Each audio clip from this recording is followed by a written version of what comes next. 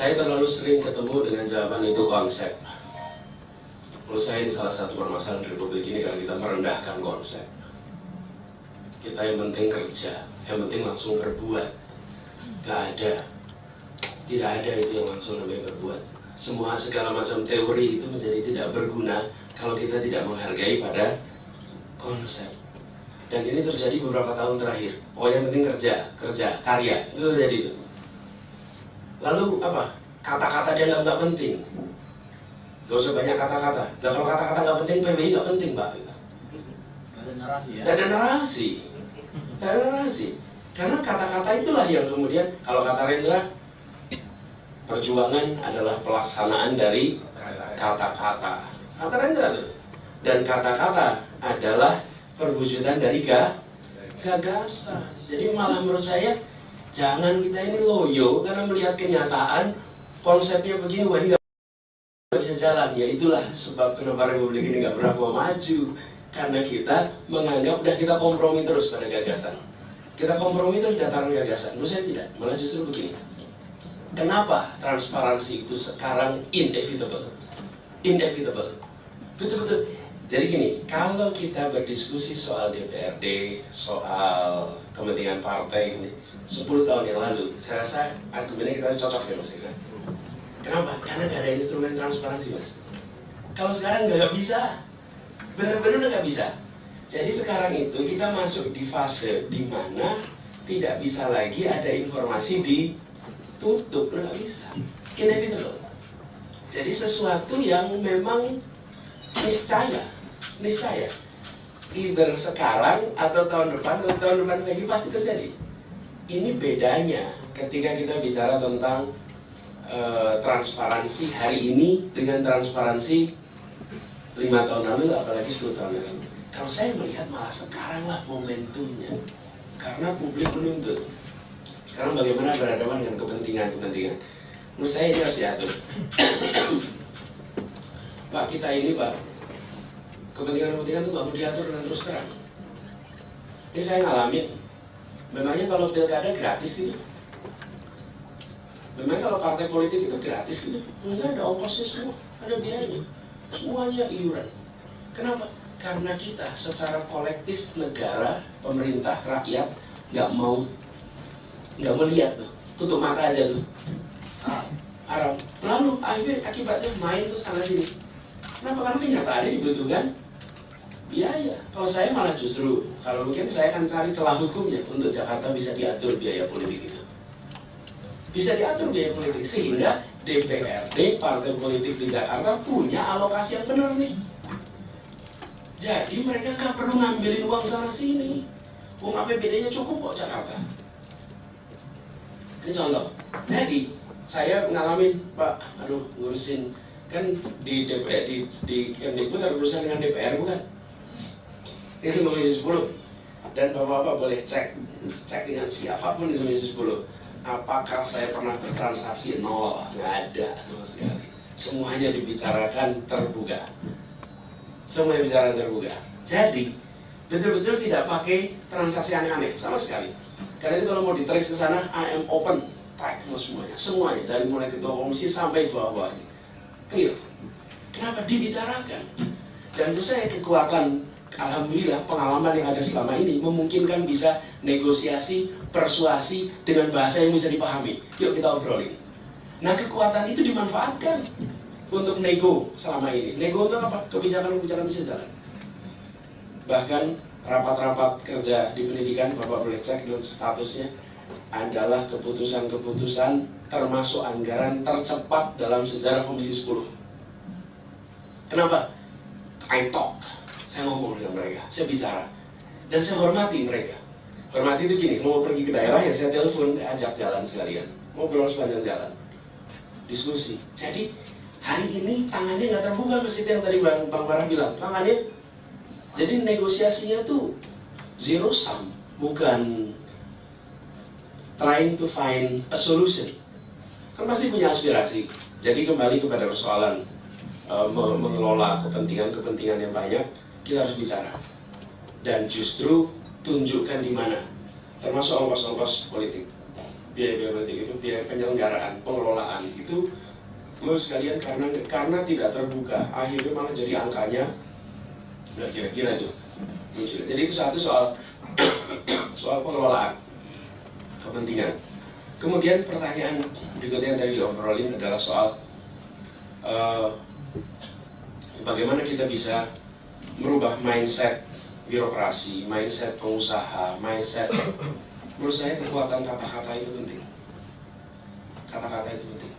Berapa kali kita menyampaikan pesan? Nggak ada.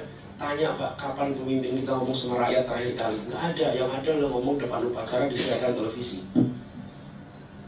Kapan gubernur bicara dengan rakyat? Tidak. Yang ada gubernur memberikan sambutan dalam sebuah acara disiarkan lewat televisi.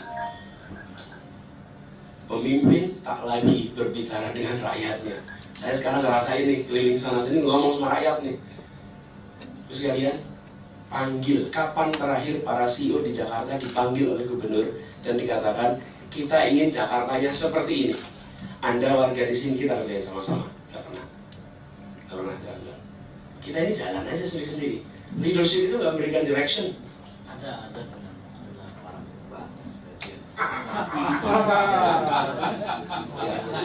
Betul. Ada dengan pengusaha itu bahaya di situ.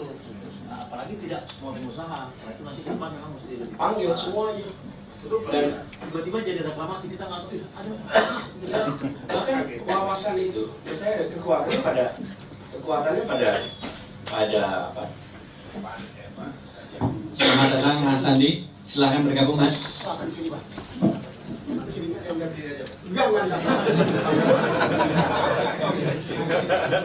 Kita sudah sediakan kedudukan untuk Mas Sandi di sini. Harus duduk.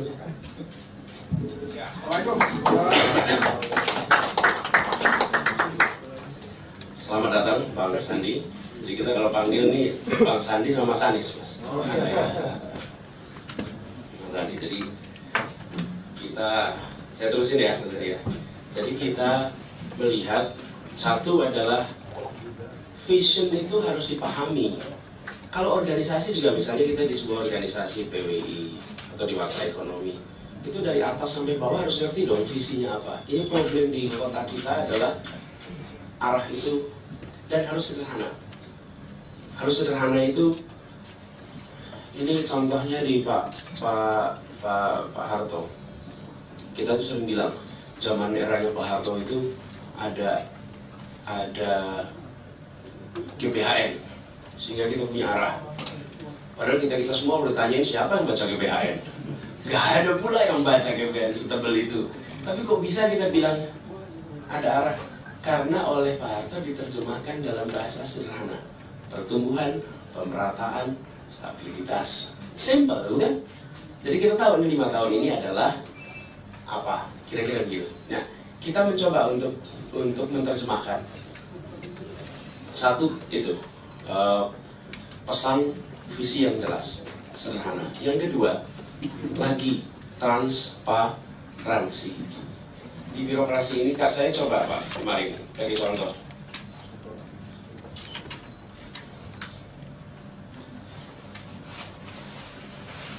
Ini anggaran Pak, ini contoh Pak. Ini anggaran di Kementerian Pendidikan. Selama ini anggaran itu dipresentasikannya Pak dalam bentuk angka. Sekarang saya minta dibuat visual. Itu jadinya barangnya apa aja itu? Coba diturunin bawah. Paling bawah apa itu? Saya nggak bisa baca di sini. Kepemimpinan siswa berapa siswa? Tunjangan profesi guru berapa ribu guru? Pos itu berapa? Jadi mendadak uang itu kelihatan akan jadi apa? Jadi bukan biasanya yang terjadi adalah kita disebut besarannya dialokasikan sekian ratus miliar, tapi jadi apa kita nggak tahu. Ini kita ubah semua, dan begitu diubah semua begini, seluruh item keuangan kementerian diubah seperti ini. Pak, tahu apa yang terjadi? Lemaknya kelihatan langsung. Kok bisa alokasinya itu 53 triliun, okay? Jadi barangnya yang bisa dihitung itu misalnya keluar 29, 31, jauh sekali. Terus yang 21 itu apa itu? nggak jadi barang tuh. Nah itu jalan-jalan, itu keliling, kelihatan tuh. Begitu diwujudkan seperti ini kelihatan langsung. Dan apa yang terjadi? Birokrasinya panik jelasin ini semua. Itu angka mereka bikin sendiri loh. Saya hanya minta pada mereka terjemahkan dalam bentuk wujud nyata apa yang akan dihasilkan. Sederhana sekali. 2 kali dikerjakan berubah total. Ini lagi tengah-tengah mau mengerjakan yang ketiga, berhenti, ya udah. Terusin lah. Gitu. Oke? Tapi ini Pak membuat di dalam jumpalitan mengubah anggaran. Karena kebiasaannya nambah-nambah terus. Pak itu begitu dibukain ya satu-satu anggaran itu dibuka, langsung kelihatan kok uang itu dipakai untuk apa saja. Itu yang kedua Pak langkahnya. Pak. Yang ketiga, buka ini semua. Bukanya apa? Siapa bertanggung jawab pada apa? Dibuka. Pak, ini Jakarta nih. Saya lakukan yang kedua adalah untuk nasional, Pak. Jadi Maret, ya kan? Maret. 423 triliun. Itu 250 lebih itu langsung dikirim ke daerah. Oke? Sekarang pertanyaan daerah dipakai untuk apa? Nah, mulai tahun kemarin kita buatkan transparansi per daerah, per kabupaten. Jadi, maksudnya, itu tiap kabupaten. Uang untuk pendidikan dibuka, Pak. Yang umuminnya pemerintah. Ini contoh nih, Kabupaten Cirebon sama Kota Cirebon. Ini Mas Nasihin yang paling protes nih kemarin. Kenapa? Kabupaten Cirebon ditunjukin uangnya sekian, Kota Cirebon sekian. Di Kabupaten Cirebon alokasi untuk pendidikan per anak per tahun kota 1 juta, kabupaten Rp50.000 per anak per tahun. Gimana gitu bisa maju? Yang terjadi tersembunyi itu semua, publik nggak tahu. Jakarta alokasinya Rp6 juta per anak per tahun, Jogja Rp500.000 per anak per tahun, NTT Rp36.000 per anak per tahun. Oke, gimana kita mau maju? Transparansi is a must. Itu yang membuat bergerak, nggak bisa tidak. Kenapa sekarang itu sembunyi dalam semua budget-budget itu? Dan begitu itu dibuka, Pak, apa yang terjadi? DPR-nya marah, aktivis pendidikan marah, media di sana nulis semua. Wih, udah panik ke bupati dan gubernur. Kenapa? Karena mendadak ketahuan semua. Kita akan lakukan itu di Jakarta. Per kelurahan, per kecamatan, per proyek. Sehingga kita tahu uang kita itu dipakai untuk apa. Dan nanti kalau Jakarta, keuntungannya dibanding tempat lain, Jakarta bisa pakai ini. Yang tadi saya buat per kabupaten kota itu bisa juga di-download di sini, Mas. Namanya neraca pendidikan. Kenapa disebut neraca pendidikan? Masuknya berapa, keluarnya berapa. Oh, itu outputnya keluar. Itu keluar jumlah kelas rusak, jumlah ruang kelas yang harus diperbaiki, keluar semua, Mas. Itu langsung kelihatan tuh. Kabupaten Cirebon dengan Kota Cirebon, itu kontras sekali sebuah wilayah. Jadi, mengubah iklim birokrasi. Kalau cuma sampai di situ belum tuntas. Nah, kita tambahin satu lagi. Namanya, nomor teleponnya diumumkan. Nah, tuh. Jadi yang tanggung jawab bikin ini, keluar namanya. Bisa dikontak, ada nomor teleponnya. Itu di poster yang kita sebarkan semuanya ada. Jadi kalau mau protes, jangan protes sama Mendikbud, protes sama ini. Sekalian datang ke rumah-rumah susun, air nggak jalan, listrik bermasalah, mau protesnya sama siapa? Nggak tahu siapa pengelolanya. Kalau saya akan pasang fotonya, pasang namanya, pasang nomor HP-nya. Nih tanggung jawab. Karena kita bergerak ke arah di mana orang accountability sudah sampai pada level individu. Tidak lagi berlindung di balik institusi, sudah harus berlangsung. Dengan cara begitu bergeraknya cepat. Ini akan mengubah budaya. Mendadak, nggak bisa lagi sembunyi. Kalau ada jalan rusak di Tamrin, siapa sih yang bertanggung jawab atas ruas di sini?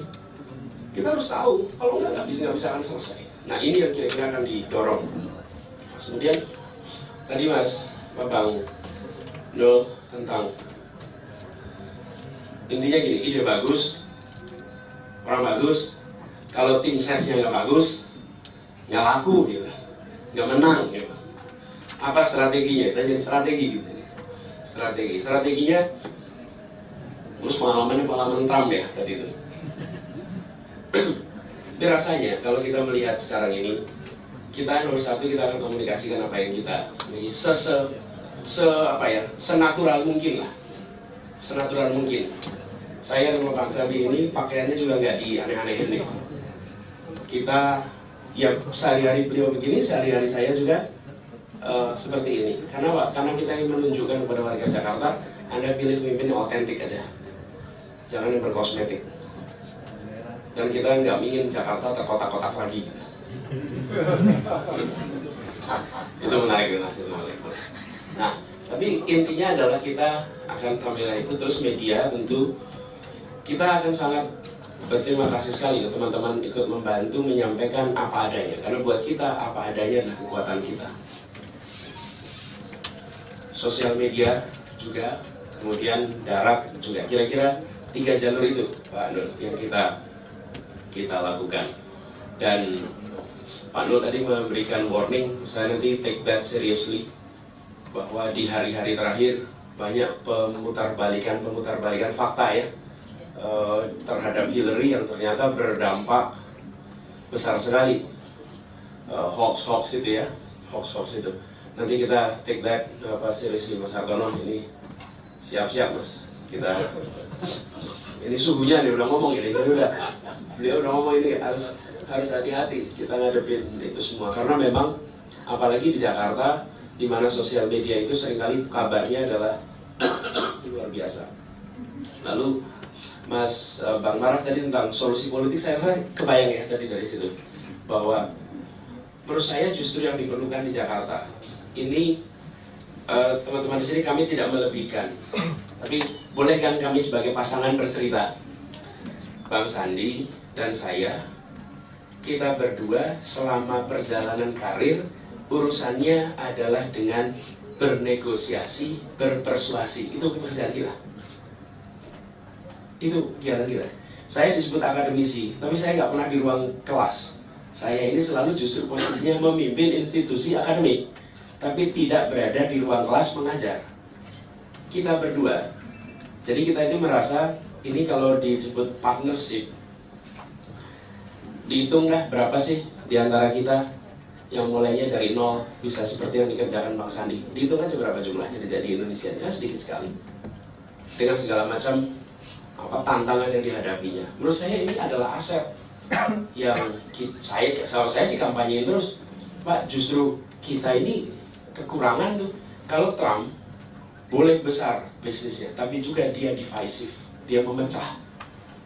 Kalau ini justru tidak, ini justru kita mau mempersatukan. Kata-kata kita nggak ingin untuk memecah, tapi justru ingin mempersatukan. Jadi karena itu saya selalu mengajak, silakan dibandingkan saja antar kekuatan itu. Dan ke depan justru inilah yang mungkin menjadi kekuatan kita, karena insya Allah dengan pihak manapun kita bisa bicara. Bahkan contohnya adalah ini berdua nih. Kurang contoh apa lagi coba di Indonesia ini?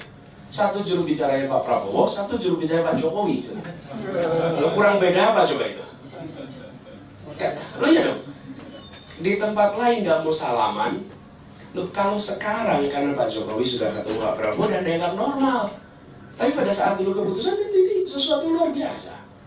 Lo iya kan? Ini gimana kita mau mengatakan bersatu kalau kita sendiri tidak? Inilah contoh menurut saya bahwa kita sedang bicara itu dari salam bersama, maju bersama, maju kotanya, bahagia warganya. Konkret yang mau dikatakan, gitu ya.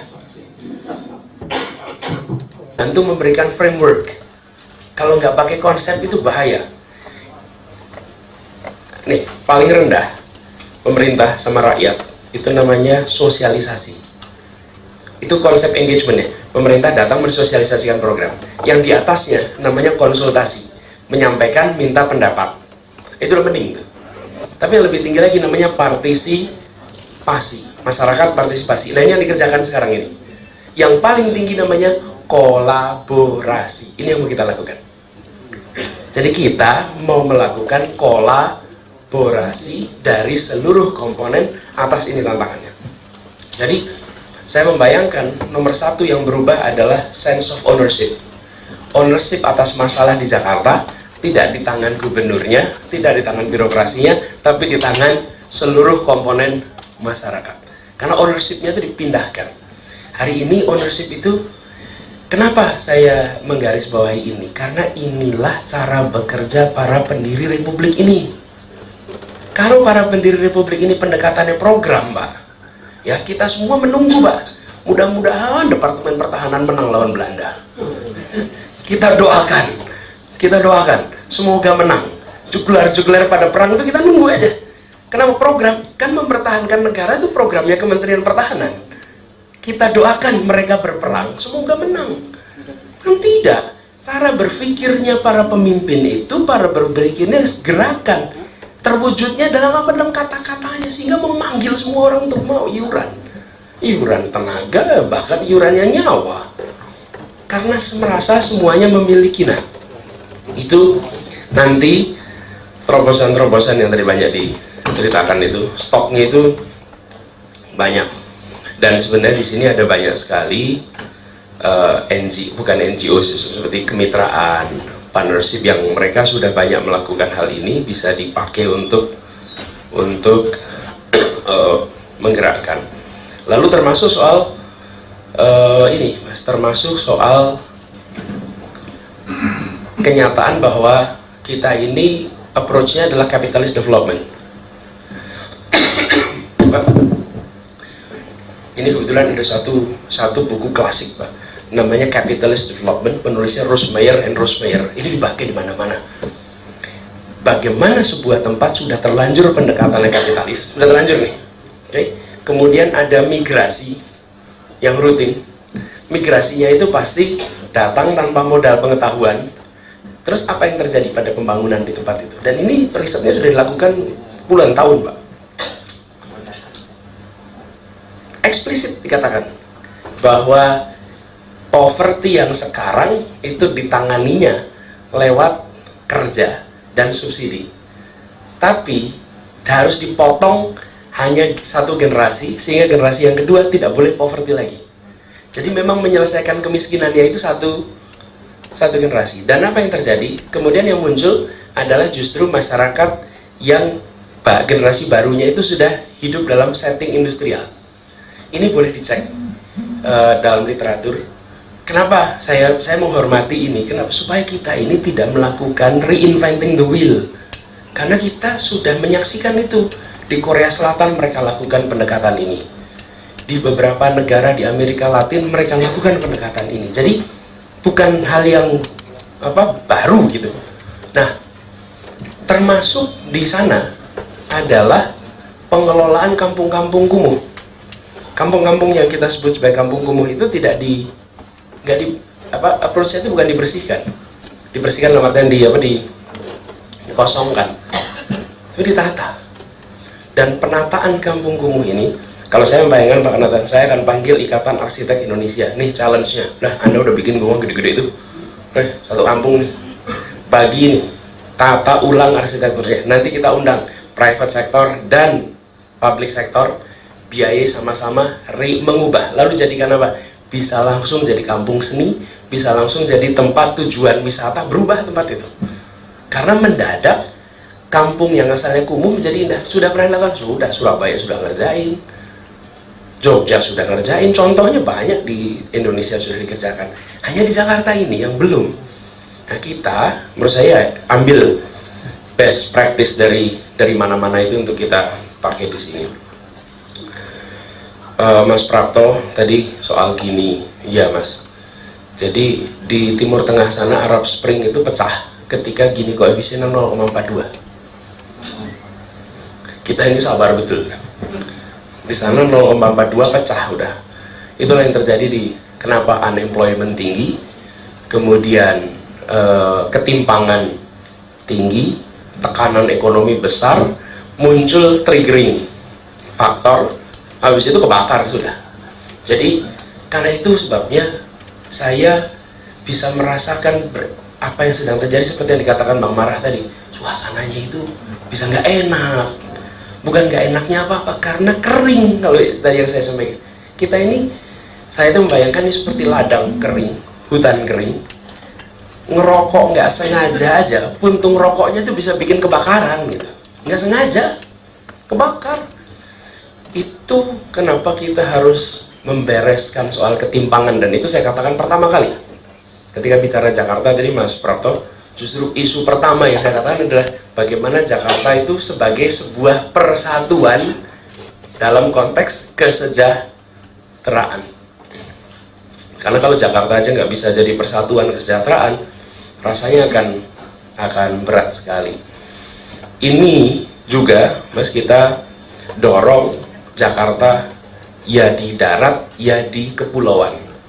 Karena Jakarta kepulauan, kami membayangkan Pak, Jakarta kepulauan itu bisa ngalahin, bayangkan tempat-tempat liburan di Nusa Tenggara, pulau-pulaunya itu. Apa sih bedanya sama datang ke pulau sini? Kalau sekarang kita siapkan speedboat dengan kualitas tinggi dari Cengkareng langsung ke Kepulauan Seribu. Jadi begitu mendarat, langsung Cengkareng, kopernya diambil ke Kepulauan Seribu. Wih, itu tempat destination luar biasa. Daripada mereka harus terbang lagi ke Bali, terbang lagi ke Lombok. Begitu sampai ke pulau nggak ada bedanya tuh, pulaunya di Gili sana sama di sini, sama-sama pulau, sama-sama tropis, sama-sama pasir. Jadi sebenarnya ini karena nggak dioptimalkan dan sudah banyak kepemilikan pribadi. Tapi kalaupun kepemilikan pribadi, saya merasa bisa dinego untuk dipakai. Atau mereka nggak pakai tiap waktu. Di Bali juga kenyataannya kebanyakan juga adalah private property, tapi digunakan untuk usaha pariwisata. Jadi kita akan bisa menggerakkan pariwisata di tempat itu saja. Itu baru pariwisatanya. Lalu yang tidak kalah penting Pak sebetulnya dalam bicara kesejahteraan, saya malah memasukkan isu kesejahteraan itu dalam framework berpikirnya bukan sebagai isu sosial tapi sebagai isu ekonomi. Jadi kalau di bagian kementerian Mbak, masalah kemiskinan tidak di bawah Kesra, tapi di bawah Menko Perekonomian. Sehingga cara kerjanya bukan subsidi, tapi pancingan untuk bisa berusaha. Karena mindsetnya beda itu. Program penanggulangan kemiskinan pakai jalur Kesra, itu biasanya sifatnya memang charity. Kalau kemiskinan ditangani sebagai problem ekonomi, dia dimasukkan dalam sistem pasar. Sehingga dia ikut berkiprah. Saya malah akan mendekati masalah kemiskinan dengan pendekatan itu. Jadi, contoh Pak, kalau saya tugas nih Pak, kita akan bikin kompetisi futsal se-Jakarta 4 bulan non-stop, full competition di tiap kampung. Apa yang terjadi kalau full competition di tiap kampung itu? Warung sore muter Pak, sponsor olahraga masuk Pak di kampung. Kegiatan lomba itu sebetulnya adalah kegiatan memutar perekonomian non-stop. 3 bulan, 4 bulan berikutnya kompetisi voli non-stop, 4 bulan berikutnya kompetisi bulu tangkis non-stop. Jadi seluruh kota di kampung-kampung itu ada pergerakan kalau sore, dan itu efek ekonominya luar biasa. Begitu warung bergerak, supply itu langsung jalan. Dan kalau ada kompetisi dimanapun, pasti sponsor perusahaan itu datang semua terus itu. Apa yang terjadi? Menggerakkan perekonomian di bawah, di sektor informal, dengan masuk pada kegiatan-kegiatan yang disukai oleh masyarakat. Contohnya olahraga, contohnya seni. Dan hari ini, kalau kita datang kampung-kampung, praktis mati. Sore itu nggak ada kegiatan. Anak-anak juga nggak ada. Kosong. Buku, tempat baca, nggak ada. Itu yang mau kita lakukan. Jadi uangnya ada, yang membuat merasa kita nggak enak itu apa? Sumber dayanya ada, bisa dikerjakan, tapi belum dilaksanakan. Jadi insya Allah dah, ujung-ujungnya ini semua hanya menjadi ide di atas meja kalau tidak memenangkan pilkada bulan Februari. Jadi harus menang, harus menang. Kalau harus menang juga. Dan ini Bapak sekalian, Bapak Ibu bisa lihat, ini adalah hal yang saya dan Bang Sandi jalani with heart. Kami itu lakukan ini dengan hati, bukan membacakan teks gitu.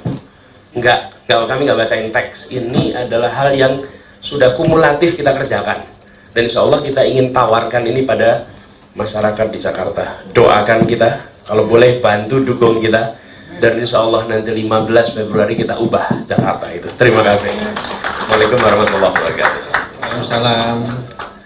Terima kasih. Oh iya,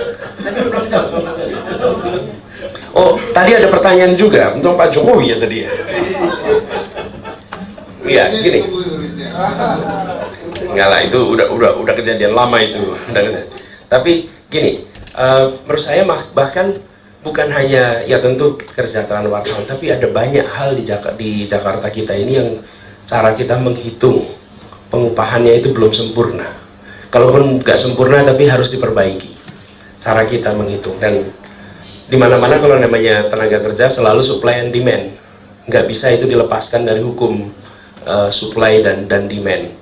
Jadi kita lihat nanti kalau misalnya dengan PWI kita ngobrol apa yang pernah dilakukan negara mana sehingga terjadi transformasi kesejahteraan.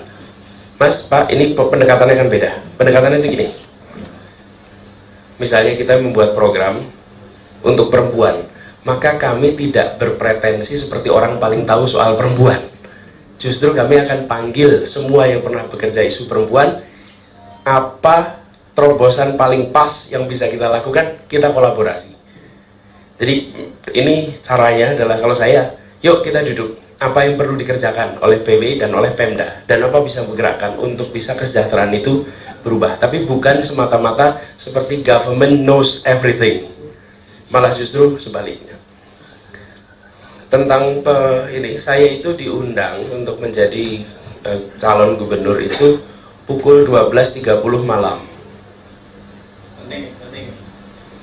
Malam itu juga, jadi ya tentu nggak bisa nelpon siapa-siapa untuk menanyakan, karena memang malam, besoknya pendaftaran. Tapi kalau komunikasi dengan Pak Mensesnek, saya komunikasi, menyampaikan bahwa paling enggak ya asumsinya beliau menyampaikan lah sama atasannya. Kalau enggak ya bukan salah saya lah gitu kira-kiranya. Kita sudah, tapi secara prinsip teman-teman banyak yang tanya kenapa Anda meninggalkan Pak Jokowi. Menurut saya tidak. Saya dicukupkan tugasnya di kementerian, saya tidak meninggalkan. Saya tidak pernah berencana berhenti setelah 2 tahun. Saya dicukupkan oleh Presiden, ya saya jadi warga negara biasa. Dan kemudian sekarang saya diundang, malah saya mau kasih contoh, ini PKS sama Gerindra, di saat banyak orang tidak mau mencalonkan orang dari luar, ini malah menunjukkan karakter mereka memikirkan Jakarta. Dan ini contoh kenegarawan apalagi yang mau dicari kalau bukan apa yang dikerjakan oleh PKS dan Gerindra. Dalam konteks ini kita malah melihat contoh nih bagaimana cara sebuah partai memikirkan kepentingan di atas kepentingan partisan. Dan ini saya sampaikan berkali-kali dalam berbagai forum. Dan yang tidak kalah penting di sini adalah terlalu banyak spekulasi tentang tugas apapun. Spekulasi, karena waktu itu kami semua tidak pernah mendapatkan tugas apapun juga kecuali cukup. Ya sudah, kalau cukup kita warga negara biasa ya jalan-jalan lagi aja, santai ngobrol-ngobrol di Komensong gitu ya. Jadi udah nggak ada yang khusus gitu ya. Terima kasih, Mas. Sekali lagi tepuk tangan buat Mas Anies Baswedan. Terima kasih Mas Anies sudah memberikan banyak informasi, banyak hal di mana kami dibantu untuk mengenali lebih jauh calon pemimpin DKI. Saya kira ini penting sekali buat teman-teman, dan sekali lagi atas nama Mapil PWI dan PWI kami ucapkan terima kasih. Mas Anies sudah hadir dan bersedia meluangkan waktu untuk diskusi dengan kami panjang.